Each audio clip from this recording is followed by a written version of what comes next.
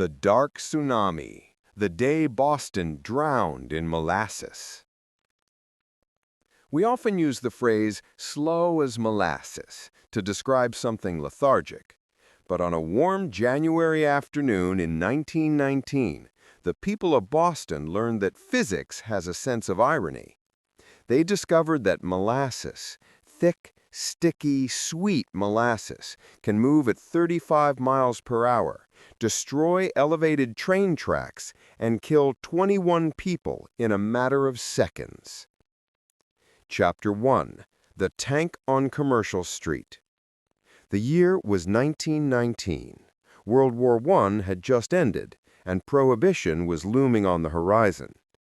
In the north end of Boston, a densely populated neighborhood of Italian immigrants, stood a monster.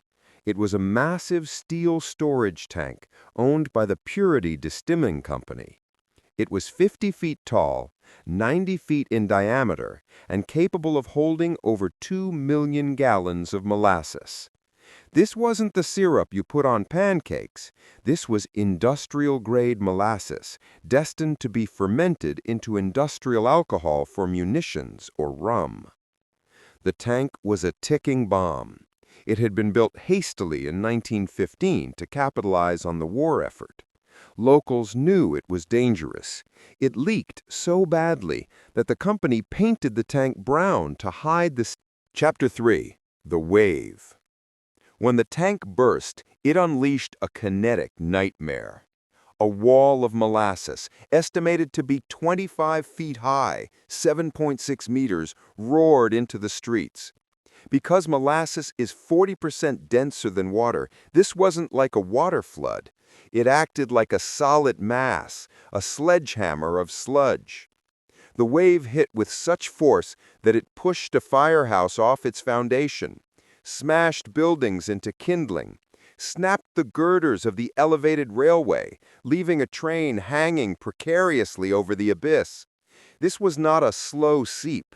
The wave moved at 35 miles per hour, 56 kilometers per hour. You could not outrun it.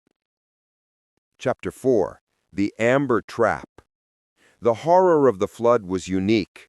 In a water flood, you can swim or float. In molasses, you cannot.